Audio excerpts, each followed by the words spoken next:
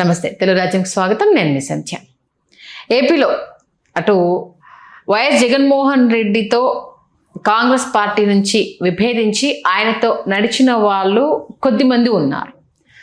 ఇప్పటికీ కొంతమంది ఆయనతో ఉన్నారు, కొంతమంది బయటికి రావడం జరిగింది. అందులో పిల్లి సుభాష్ చంద్రబోస్ గురించి ప్రముఖంగా చెప్తూ ఉంటారు. అలాగే 2019లో గెలిచిన తర్వాత మంత్రి పదవులు ఇవ్వడం, ఆ తర్వాత రాజ్యసభకు పంపించడము మనకి ఇదంతా తెలిసిందే. తర్వాత వాళ్ళ వారసుల్ని తెర మీద తీసుకురావడానికి కొందరు ప్రయత్నం చేశారు. అది కొందరికి వర్కౌట్ అయింది, మరికొందరికి వర్కౌట్ అవ్వలేదు. ఈ నేపథ్యంలో ఈ మధ్యకాలంలో పిల్లి సుభాష్ చంద్రబోస్ గారు ఎందుకో మౌనంగా ఉన్నారు.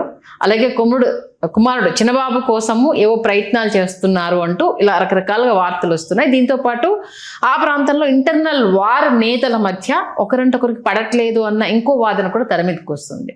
సీన్ కట్ చేస్తే ఈ మధ్యకాలంలో ఎక్కడ వైఎస్ఆర్సీపీ తరపున పిల్లి సుభాష్ గారు ఏ కార్యక్రమంలో పాల్గొన్న సందర్భాలు కూడా కనిపించట్లేదు. ఏంటన్న పార్టీకి దూరంగా ఉంటున్నారా, లేకపోతే రాజకీయ వారసుడి కోసం ఆయన రంగం సిద్ధం చేస్తున్నారా, ఇంటర్నల్ వార్ని ఎదుర్కోవడానికి ఆయన వ్యూహాలు రచిస్తున్నారు? తెలుసుకునే ప్రయత్నం చేద్దాం. చరిత్రకారులు, రాజకీయ విశ్లేషకులు చిలకడ శ్రీకాంత్ గారు మనతో ఉన్నారు. ఆయన మాటల్లోనే. శ్రీకాంత్ గారు నమస్తే అండి. నమస్కారం సార్. ఇక్కడ మోపిదేవి వెంకటరమణ, పిల్లి సుభాష్ గారికి ఇద్దరికి మంత్రి పదవులు వచ్చాయి. ఆ తర్వాత రాజ్యసభకు పంపించారు. తర్వాత చూసుకుంటే ఈ మధ్యకాలంలో మోపిదేవి గారు తెలుగుదేశంకి వెళ్ళిపోయారు, పిల్లి సుభాష్ గారు కినుక వహించారు. బట్ ఉన్నారా లేదా అన్నది ఒక క్వశ్చన్ మార్క్. దాని గురించి చెప్పాలంటే ఫస్ట్ ఏం చెప్తారు? చాలా అత్యంత సున్నితమైన మరియు సమస్యాత్మకమైన నియోజకవర్గం రామచంద్రపురం. రామచంద్రపురాన్ని, అమలాపురాన్ని, వీటిని మనం అంటే ఇదంతా కోనసీమ ప్రాంతం. ఇప్పుడు ఈవేళ ఏదైతే మనం అంబేద్కర్ కోనసీమ అని మాట్లాడుకుంటున్నామో ఆ జిల్లాకు చెందినటువంటి 7 నియోజకవర్గాల్లో ఈ 2 నియోజకవర్గాలు అత్యంత సున్నితమైన సమస్యాత్మకమైన నియోజకవర్గాలు. ఒకటి అమలాపురం, ఇంకోటి రామచంద్రపురం. ఇక్కడ ఈ కథ మనం తోట త్రిమూర్తులు గారి దగ్గర నుంచి మొదలు పెట్టాల్సి వస్తుంది. ఓకే, మళ్ళీ అక్కడికి ఎందుకు వెళ్ళడం? దానికి దీనికి లంకి ఉంది.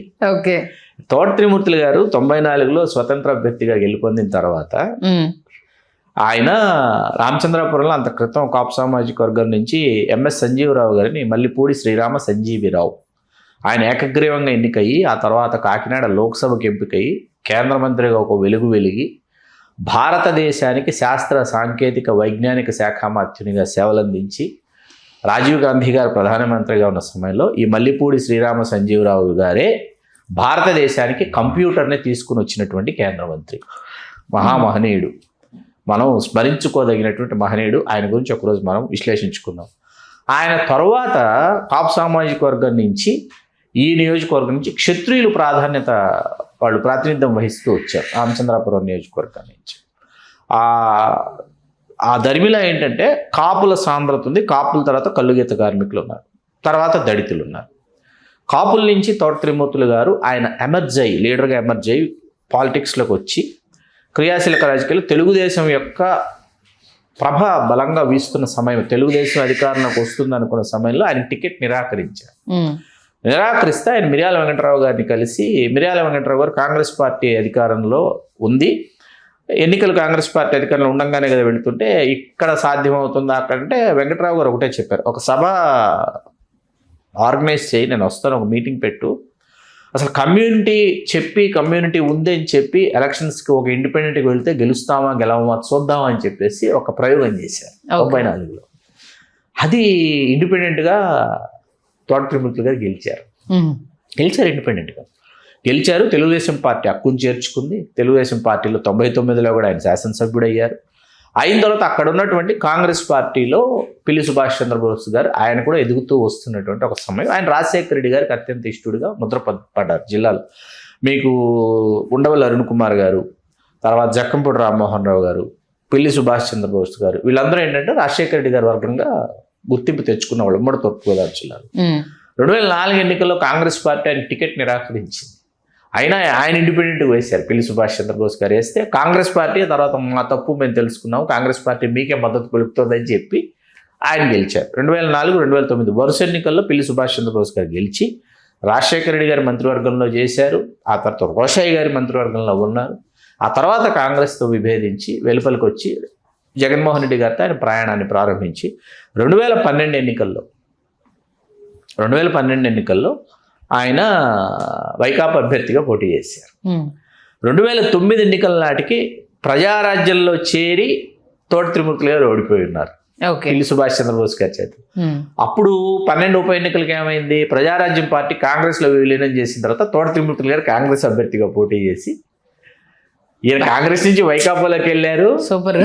తెలుగుదేశం నుంచి కాంగ్రెస్ వచ్చారు, వచ్చి తోట త్రిమూర్తులు గారు పిల్లి సుభాష్ చంద్రబోస్ గారిని ఓడించారు. ఓకే. 14 ఎన్నికలకి తోట త్రిమూర్తులు గారు ఎక్కడికి వచ్చారు, గర్వ ఆప్సి తెలుగుదేశంలోకి వచ్చేసారు. ఓకే. వచ్చి తెలుగుదేశం నుంచి పోటీ చేసి గెలిచారు 14 ఎన్నికల్లో. 2019 మళ్ళీ సీన్ రివర్స్. 19కి వచ్చేటప్పటికి ఏమైంది, అత్యంత అసలు 19 ఎన్నికలు చాలా రసవత్తరమైనటువంటి ఎన్నికలు అనమాట. 19కి వచ్చేటప్పటికి ఏమైంది, మీకు పిల్లి సుభాష్ చంద్రబోస్ గారిని మండపేట పంపించారు. మండపేట ఇక్కడ తోట త్రిమూర్తులు గారు తెలుగుదేశం పార్టీ అభ్యర్థి, చెల్లుబోయిన వేణుగోపాలకృష్ణ గారిని కలుగెత్తి సామాజిక వర్గం, ఆయన అంత క్రితం 14 ఎన్నికలు కాకినాడ రూరల్ నుంచి ఓడిపోయారు. ఆయన తీసుకొచ్చి చెల్లుబోయిన వేణుగోపాలకృష్ణ గారిని రామచంద్రపురం వైకాపా అభ్యర్థి, ఓకే, తెలుగుదేశం అభ్యర్థి తోట త్రిమూర్తులు గారు, ఈయన ఇట్లా మీకు ఒక వేశారు. ఈ ఎన్నికలకి 19 ఎన్నికలకి వేసేటప్పటికి ఏమైంది, జనసేన అభ్యర్థిగా చంద్రశేఖర్ గారు పోటీ చేశారు, టి చంద్రశేఖర్. ఓకే. అతను గణనీయంగా ఓట్లు 18,000 అనుకుంటా, 18,000 ఓట్లు అతను సాధించడంతో కేవలం 5,000 ఓట్లతో తోట త్రిమూర్తులు గారు ఓడిపోయి చెల్లుబోయిన వేణుగోపాలకృష్ణ గారు గెలిచారు. సరే, ఇక్కడ దాకా బాగుంది కదా. అక్కడ మండపేటలో పిల్లి సుభాష్ చంద్రబోస్ గారు ఓడిపోయారు. ఓకే. ఎవరైనా మోపిదేవి వెంకటరమణ గారు అక్కడ ఓడిపోయారు, రేపల్లిలో.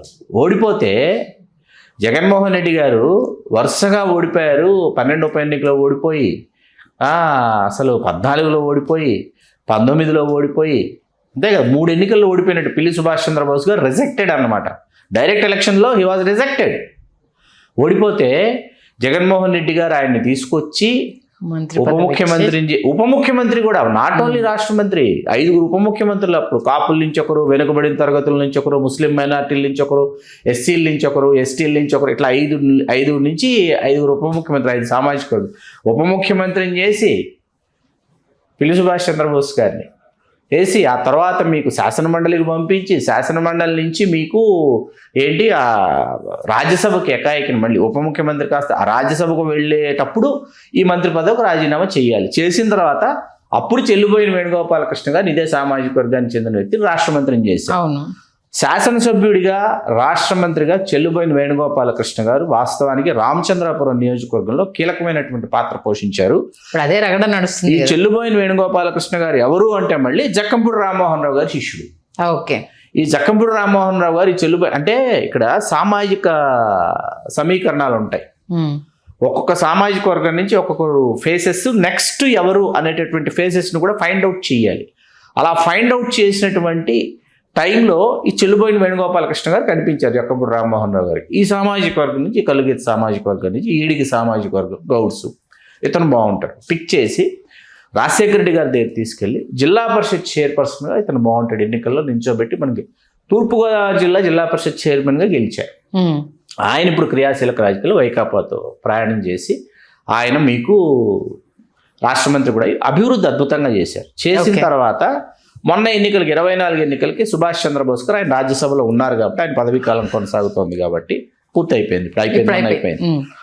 అదే ఆ ఎన్నికల నాటికి ఉన్నారు, తర్వాత పూర్తయింది. ఎన్నికల నాటికి తన కుమారుడు సూర్యప్రకాష్ అలియాస్ చిన్నబాబు, పిల్లి సూర్యప్రకాష్కి అవకాశం ఇమ్మన్నారు, సూర్యప్రకాష్కి ఇచ్చారు.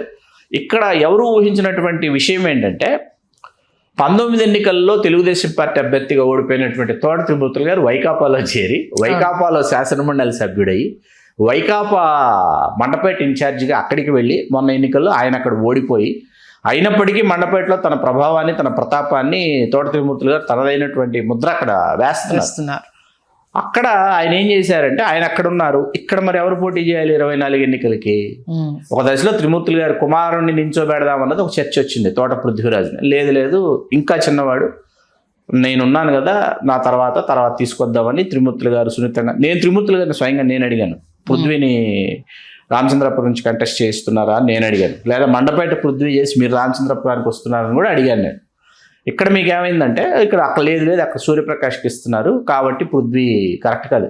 ఇప్పుడు ఇక్కడ చిరకాలం చిరంతరంగా నిరంతరాయంగా కత్తులు దూసుకున్నటువంటి తోట త్రిమూర్తులు గారు, పిల్లి సుభాష్ చంద్రబోస్ గారు వైకాపాలోనే ఉన్నారు. అవును. వాళ్ళు ఎటువంటి శత్రుత్వం వాళ్ళ మధ్య నడిచింది అంటే వాటి గురించి అసలు మనం ఆఫ్ ద రికార్డ్ చాలా విషయాలు మాట్లాడుకోవచ్చు, వేరే విషయం. సరే, ఇప్పుడు ఒకే పార్టీలో వార్ ఇంకా కంటిన్యూ అవుతుందంటే కదా, అందుకోసం ఇప్పుడు కంటిన్యూ అవుతున్నది వార్ బిట్వీన్ త్రిమూర్తులు గారు పిల్లి సుభాష్ గారు కాదు. నో, చెల్లిపోయినా కూడా వైకాపాలోనే కదా ఉన్నారు.